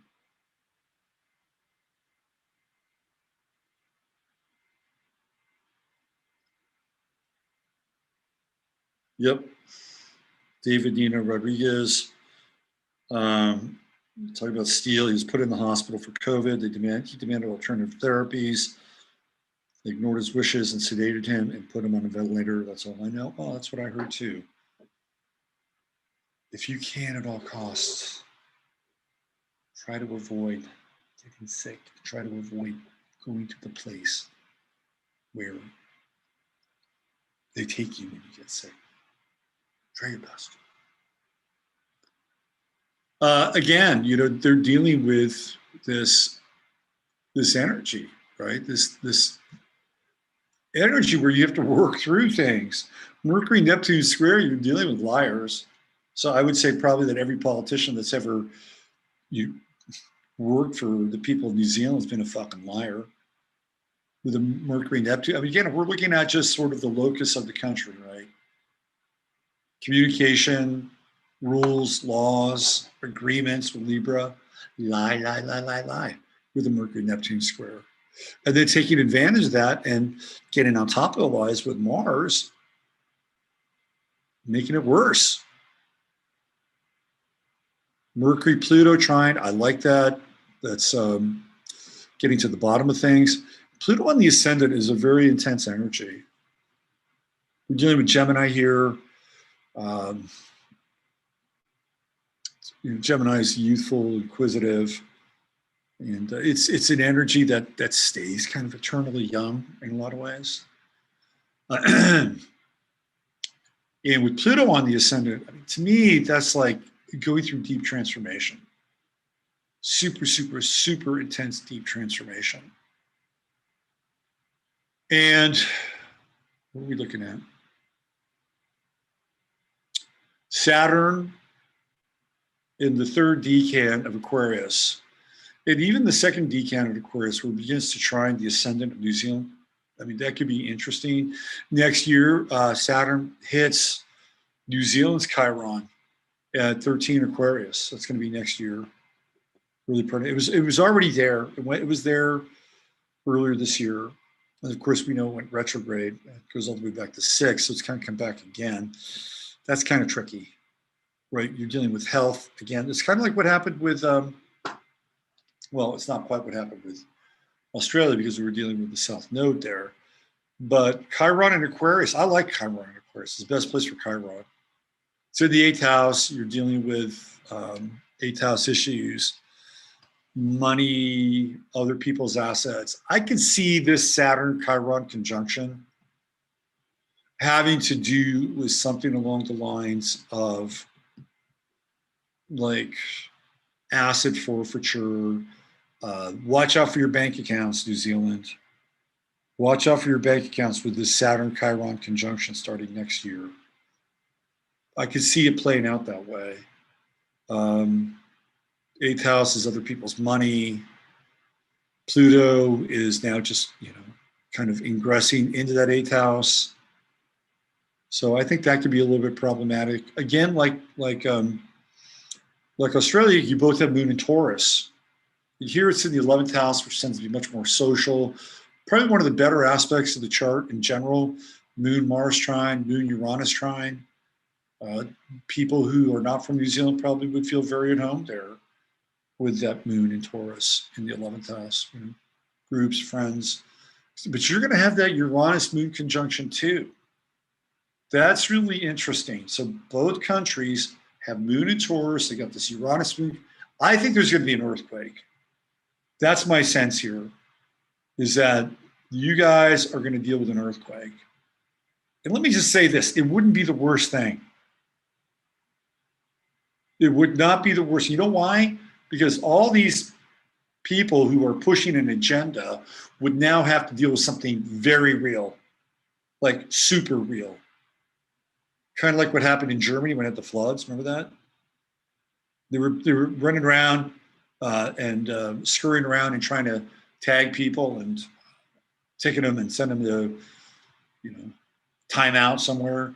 And then the floods happened. And then they got their priorities real straight, real fast. I can see this happening because of the proximity. Like both countries have Moon in Taurus. You got Uranus coming over that moon. Jupiter and Leo. I love Jupiter and Leo. Second house. There's generally going to always be, a sense of wealth and resources in a place like New Zealand with Jupiter there. Really, you'll always have what you need in New Zealand. That's for damn sure. Plenty of good stuff there in terms of resources. Jupiter and Leo. I love Jupiter and Leo. There's a lot of heart there. A lot of heart. People with a lot of heart. You've got this sextile to the sun and to Venus, so creativity, artistry. This is a challenging chart, but I like this chart. There's some good. I really love Venus conjunct the MC. It's a great place for Venus. It's comfortable, but then you can't get too comfortable there because you're always going to deal with this square to Mars. Right, the square to Mars, you have to go through not being too comfortable. You have to be willing to, I hate to say it, fight for your rights, which is very Venusian and Libra. And Aries on the midheaven. So this is kind of a pioneering energy. That's also associated with New Zealand. True node in Cancer, which I think is great, very feminine, good values. Family, right? We love True Node in Cancer. Challenging here with the Black Moon Lilith conjunct the True Node, and every now and then you may run across females that are connected to your country that might be a little shadowy. Let's just say that. I don't know what sign Arden is. I have to look her up. But I think this is an interesting chart. I love Jupiter in the second house. I love Venus conjunct the IC. Saturn in the ninth, it's a little, that's like we're locked down. We're not. To me, this is Saturn in the ninth house. Like New Zealand's a hard country to emigrate to.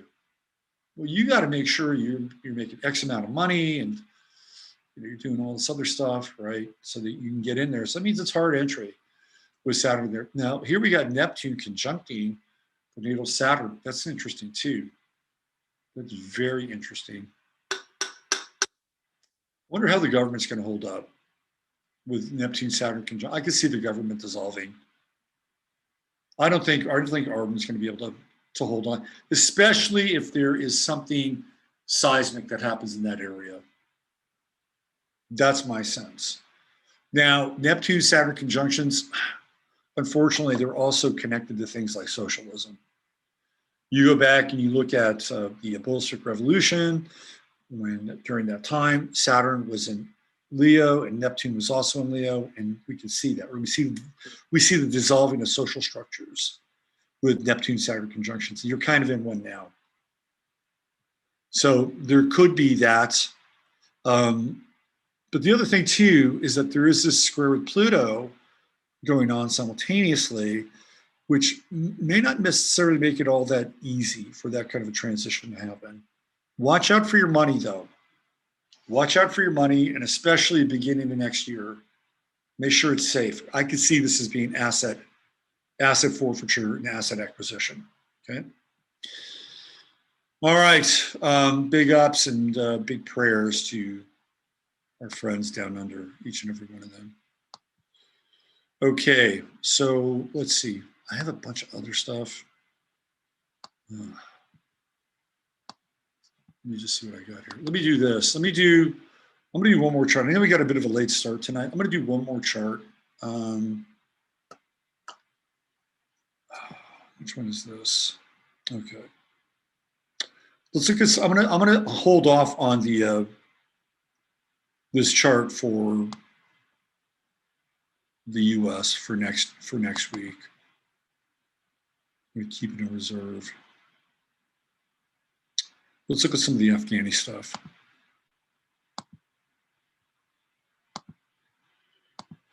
Okay, so here we go. They didn't waste any fucking time. They wasted no time. This is September 18th. I will show you the, let's see if I can find it, the declaration of, it's not really, I wouldn't say it's really war. Let me show this to you, but it kind of is. So this is what George W. Bush drew up here. This is from September of 2001. It seems just like a whole other world to go at this point. So this is the document that theoretically gives us permission to go to both Afghanistan and Iraq. And this is coming off the heels of 9/11. Of course, we know that they had the Patriot Act. That was all baked, ready to go. Somebody said that Joe Biden was involved in the writing of the Patriot Act. That might be true. So let's just read this. Authorize the use of the United States Armed Forces against those responsible for the recent attacks launched against the United States. Now, how quickly did they determine who did those things? Very quickly. Whereas on September 11, 2001, acts of a treacherous violence, not just any violence, a treacherous violence, were committed against the United States and its citizens, and whereas such acts render it both necessary and appropriate that the United States exercise its rights to self-defense and to protect United States citizens both at home and abroad.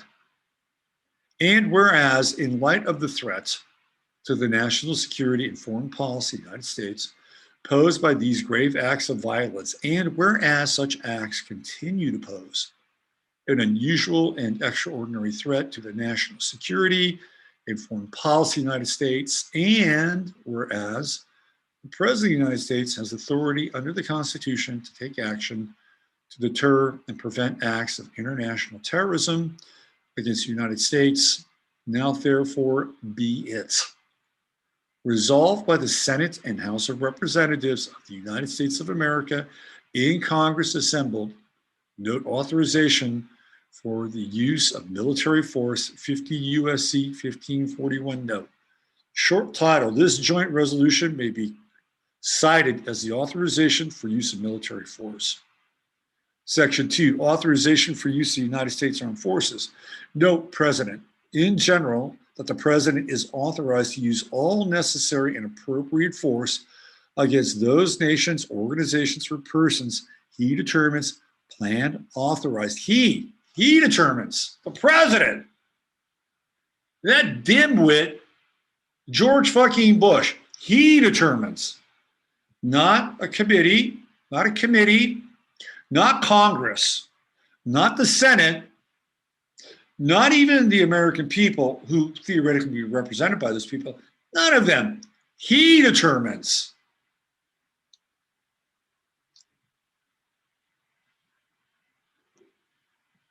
Interesting. That the president is authorized, blah, blah, blah, blah, blah, blah, blah. He determines planned, authorized, committed, or aided the terrorist attacks that occurred on September 11th, 2001, or harbors such organizations or persons. The way this thing is worded, you can determine anybody did it. It doesn't say anything in here that it's Afghanistan or Iraq or anybody. It's just whoever he determines. Or harbored such organizations or persons in order to prevent any future acts of international terrorism against the United States by such nations, organizations, or persons. War powers resolution requirements, specific statutory authorization, consistent with Section 8A1 of the War Powers Resolution. The Congress declares that this section is intended to constitute specific statutory authorization within the meaning of Section 5B of the War Powers Resolution. Page 115, Statute 225, applicability of other requirements. Nothing in this resolution supersedes any requirement of the War Powers Resolution, approved September 18, 2001, legislative history, SJ 23. So there it is. That's the document that started it all. Right there. A mere 7 days after September 11th, they determined within 7 days who perpetrated those acts. And who was the one who determined that? George Bush. All right. So let's look at the chart for September 18th.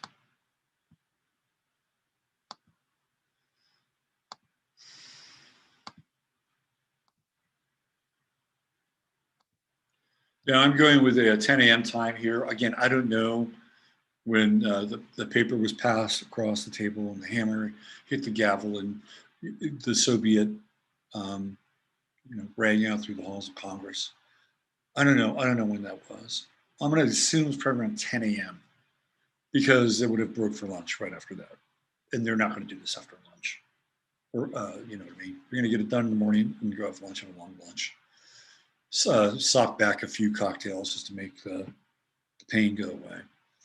What's interesting here, of course, we have the sun at 25 degrees Virgo. And if you look at like when the Patriot Act happens, and you look at some of these charts from this time, especially the Patriot Act, which really in a lot of ways begins to supersede the Constitution. It's like a new America. The Patriot Act creates a new America. Maybe we can look at that next week. Well, I've done this before. I've looked at the chart of the Patriot Act. That's really where we've been. You know, and everything. A lot of people don't understand this. A lot of people don't understand that they think that we're still dealing with the Constitution, and the Constitution is this thing that's absolute, which it theoretically is, and hermetically sealed and just stands alone. The Constitution got abrogated on September 11th, well, just after September 11th, 2001. When the Patriot Act passed, that Patriot Act, in essence, became the new blueprint for the new America. We'll get into that. Maybe we'll do that next week. But this is kind of, we're kind of looking at it here with this chart. So we have the sun at 25, Virgo puts it in third decan, puts it in Taurus decan. Immediately we see conflict, boom, right? Because the sun is within mathematical square of Mars. Sun-Mars square, hey, if you're gonna start a war, why not have a Sun-Mars square? It's a great chart to start a war with. Why not? Where's Mars? Well, it's in the sign of Capricorn. And what do we know about Capricorn? We know that Capricorn is about what? It's about politics. It's about the oligarchy. It's about power structures. It's about hierarchies. Get the picture here? Where's the South Node? It's right there, conjunct Mars. So they're already started off from a weak position. Like a Sun-Mars square, you want to start a war? Hey, why not? That's good war energy, but not with the South Node. It's not going to end well. It is not going to. And you know why? Because you're dealing from a detriment, a deficit. This is, you look at this Mars South Node conjunction, unwinnable war. There's no authority. I mean, even that, you know, that piece of paper proclaims that there's an authority to be able to declare this war. It's not in the chart. It's not in the chart at all. South Node Mars conjunction, no. It's really at a detriment here. So the true node is in Cancer. We've got Jupiter in Cancer. I mean, during this time, theoretically, what we should be doing instead of going to fucking war is dealing with the American people, with the true node in Cancer. By the way, getting ready to go into Gemini. The true node in Cancer, but this is so interesting. I think this is really interesting.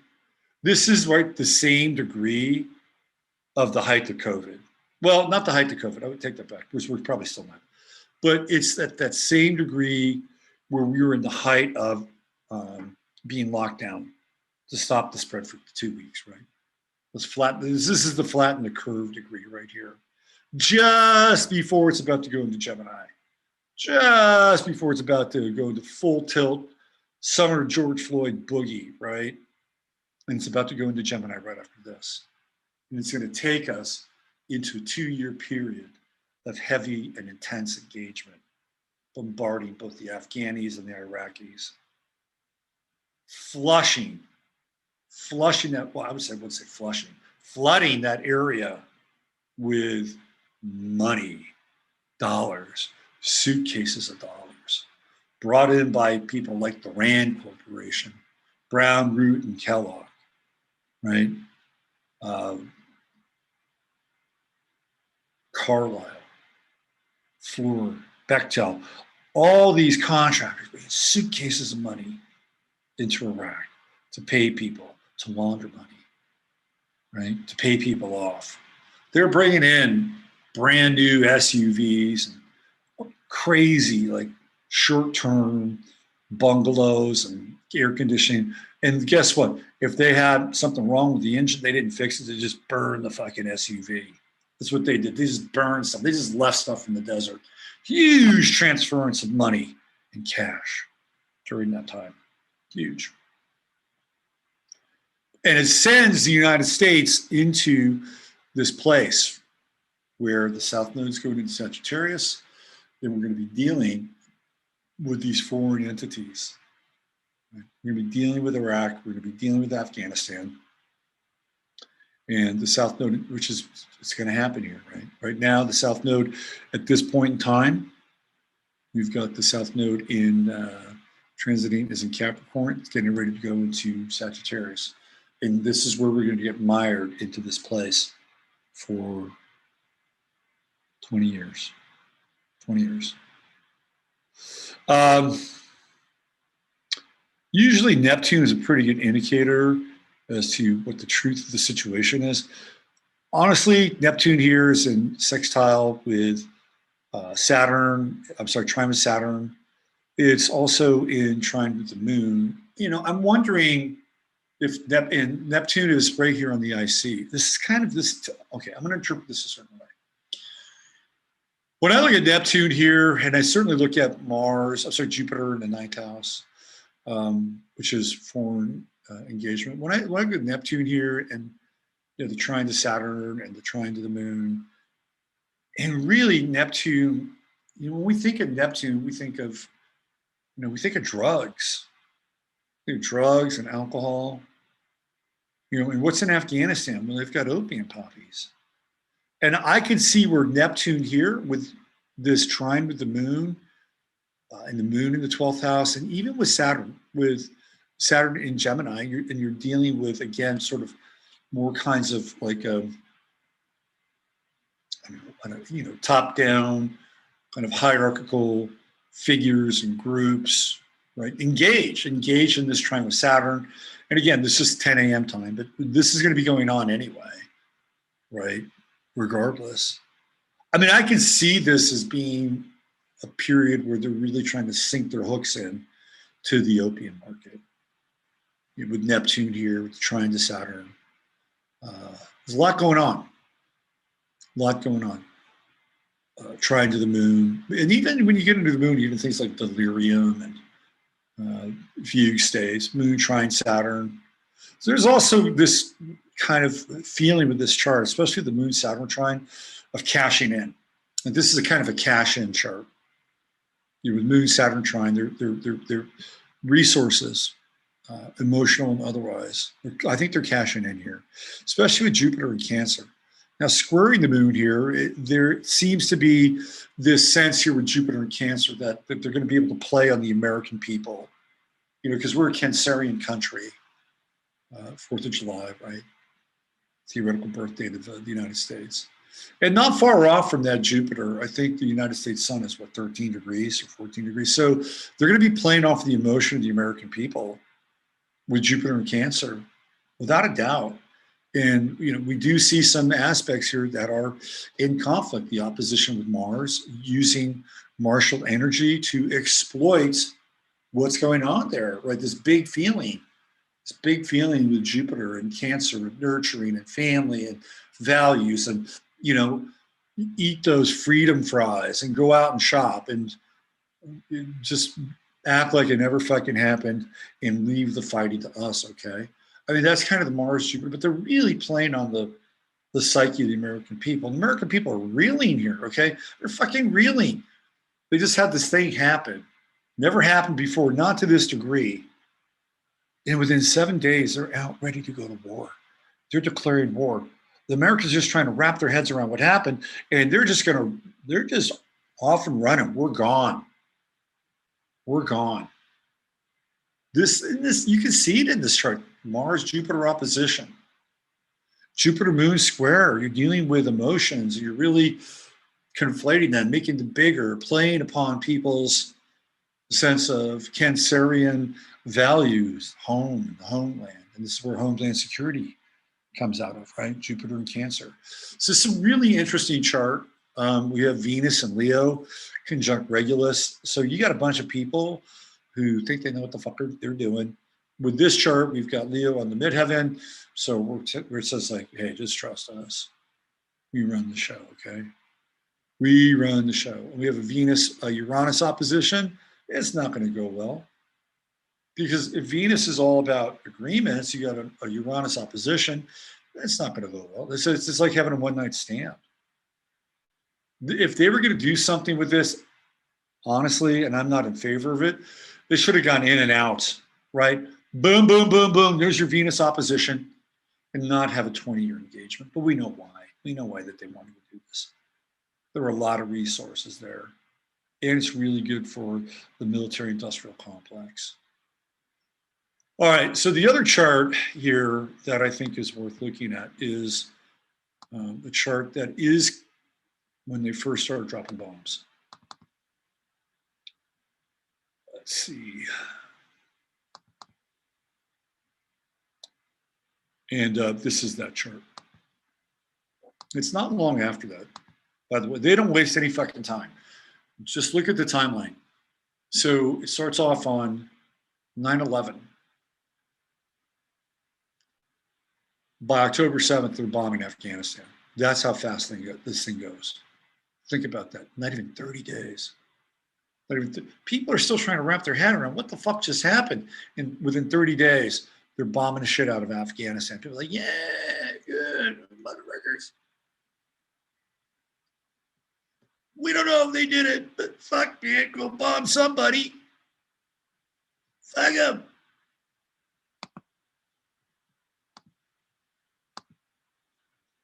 And this is that chart. So again, I'm thinking that if they're going to make a bombing raid, probably going to be pre-dawn. So I've got this at 4 a.m. Kabul time. Similar aspects. Remember, not much has passed since then. Mars has advanced a little bit. It's gone from 9 degrees to 16 degrees. It's moved off of that conjunction with the South Node. But now we've got a square to the sun. Still there, right? Sun's in Libra. So they're tracking each other. Again, good time for war, Mars, Sun square. But before, the sun was in Virgo. Now it's in Libra. And you would think that there would be peaceful intentions. Well, there's a big T square right there. Sun square Jupiter, Jupiter opposition Mars, Sun square Mars. There's a lot of conflation, overreach. You got Saturn on the midheaven here, still in Gemini. But look, we're at 0 degrees Cancer. 0 degrees Cancer. So this thing is just ready to just click right over and go into Gemini. 0 degrees Cancer, we know what the Sabian symbol for 0 degrees Cancer is. In a ship at sea, sailors lower one flag and raise another. It's a classic symbol from the Sabian symbols. It's a symbol of a false flag. So we have it at 0 degrees there. And if they're going to capitalize on the kind of spirit, the American spirit, and people co-signing this and buying off on this, it's going to be this degree, right? I bet you there were people who were watching this in bars and seeing the bombs drop and, you know, toasting and having shots and drink. I bet you that happened. I wasn't there, but I bet it happened somewhere. Because they're really, this is it. This is the most potent degree of Cancer. That 0 degree, and people are thinking, okay, now we're gonna kick some ass, we're gonna get some vengeance, and we're gonna be done. That doesn't really happen. This true node is going to move into Gemini, and it's going to begin this 2-year journey, which is ultimately going to halfway through conjunct with Saturn, which means that we're probably going to be there for a while. Even with Saturn on the midheaven here, it's announcing that there is going to be a long-term presence. And I'm assuming if they're going to start dropping bombs, it's not going to be, you know, in plain sight of day. It's probably going to be pre-dawn. So it's right around this time. What's also interesting here is that the moon is coming back around to where it was. And it was in Gemini on 9/11. So these are 9/11 aspects right here, reanimated for the first bombing sortie in Afghanistan. Somebody just sent me something on Steele. Let's see what this says.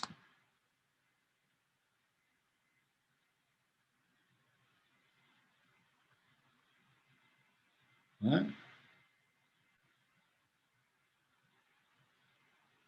This is really weird. Oh boy, this whole thing just got even stranger. Wow. Let me see if I can grab this. I feel like we're just continuing like this breaking news story. All right, this is getting stranger.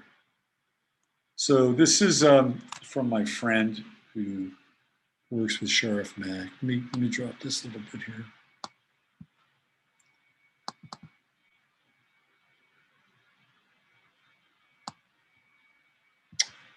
Where's this?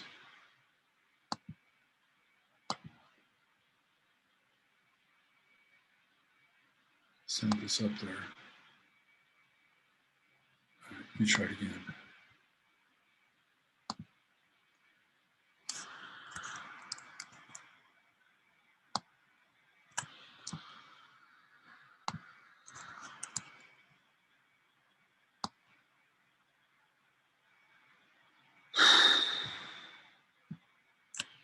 All right, let's see if I can put this up here. Here we go. All right. This is from Robert David Steele. Check this out.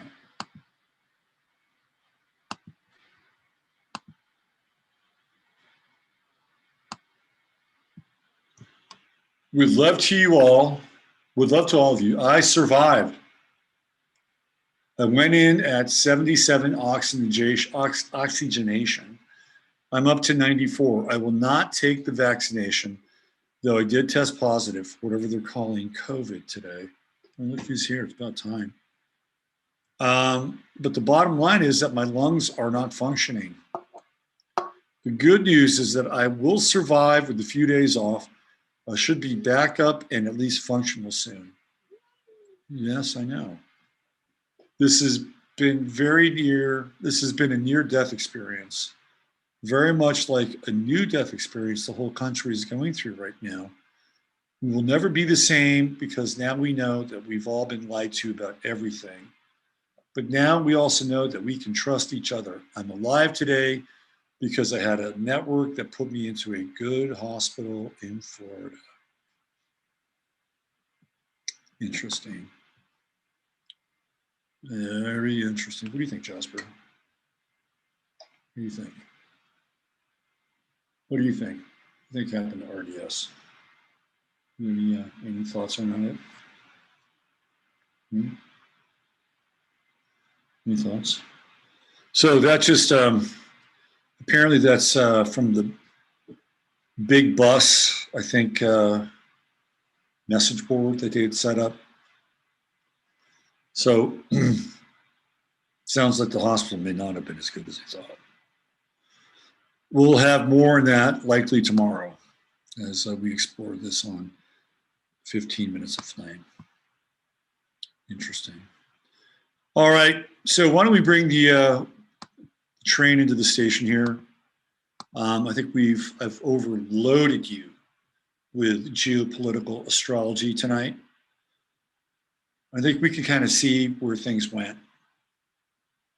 The thing that's really interesting about that Afghani chart, that's the first sortie they have, is the position of the moon coming back to where it was when 9/11 happened, because both the moon and Saturn were in Gemini, and we're dealing with the twin towers, and we're dealing with all this Gemini energy. It's so crazy, the Gemini energy. Larry Silverstein, Gemini. Rudy Giuliani, Gemini. Donald Trump, Gemini. George Bush Sr., Gemini. We're dealing with the second George, right? Gemini, 2 Georges. And of course, I did a big video on this a long time ago on Gaia TV, long time ago, back in 2013. We go down the Gemini rabbit hole, all this. So, a lot to ponder, a lot to think about. Hang in there. Stay healthy. I was talking with Robbie Chopra earlier today. And we were, I think we were on the phone for about 45 minutes, maybe an hour. And we were talking about like kind of what's going on. And I think that we're entering the storm. Like this is where it's going to get really super intense. Really, really intense. Like the heat, the heat's going to get really turned up. If you've ever been in a sweat lodge, there's a point in the sweat lodge where you just don't think you can take it anymore. You feel like you're just going to be completely roasted like a hatch chili. And you get past that point. And I remember the first time I ever did a sweat lodge, it was back in Massachusetts. I got to tell you, it was fucking terrifying for me. And I thought it was, I thought it was going to be really cool and everything. I'm into experience. So it was Charlie Tom, of all people. And Charlie lived in California for a long time.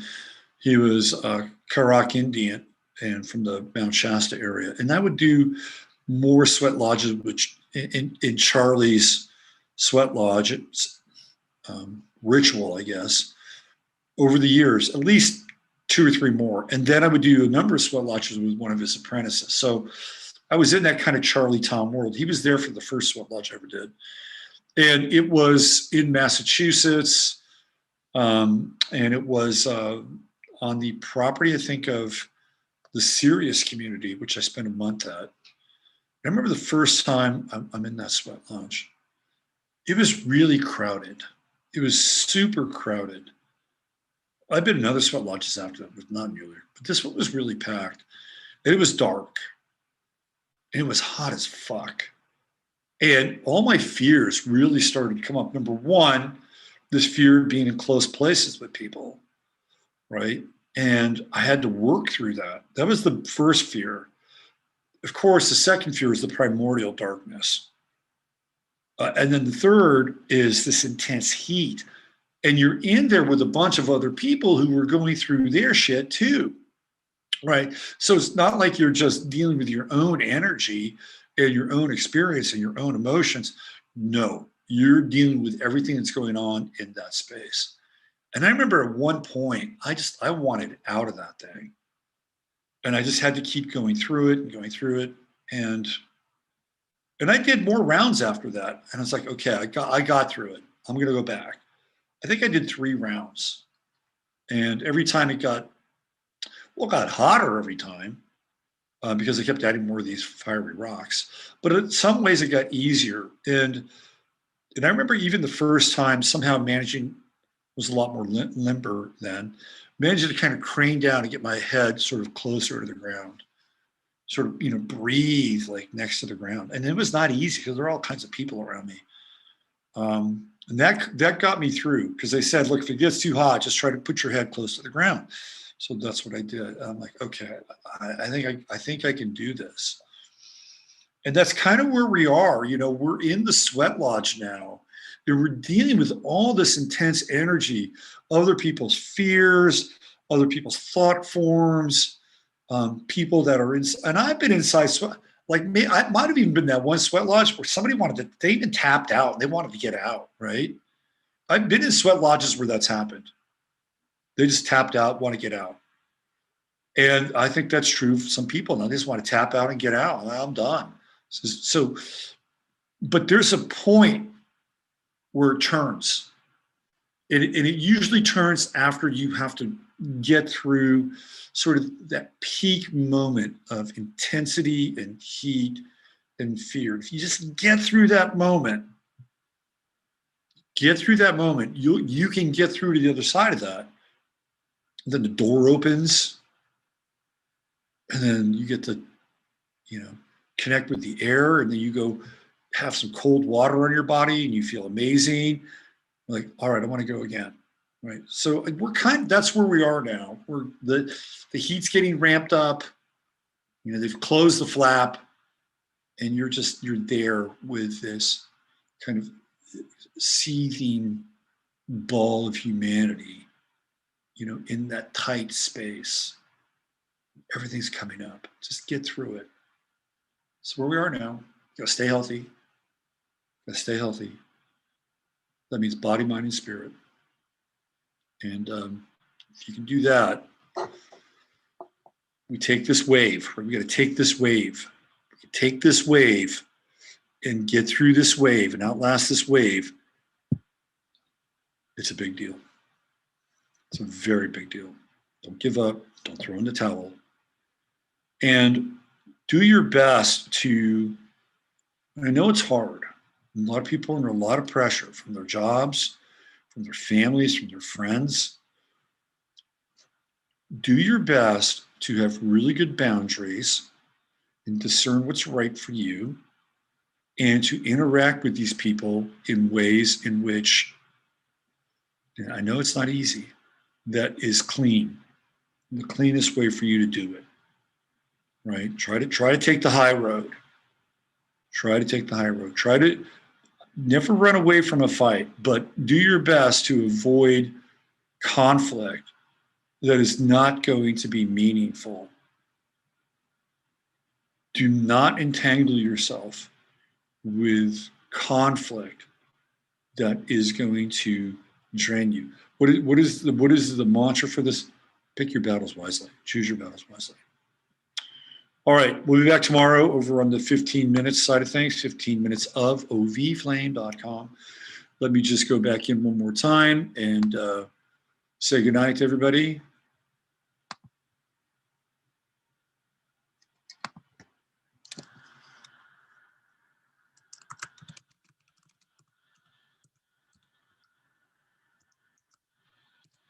All right. Use your head in order to discern what's real. Your heart to step what's possible. We got the Astro cat here saying goodnight. We'll see you guys tomorrow over in Chatlandia. Take care. Bye for now.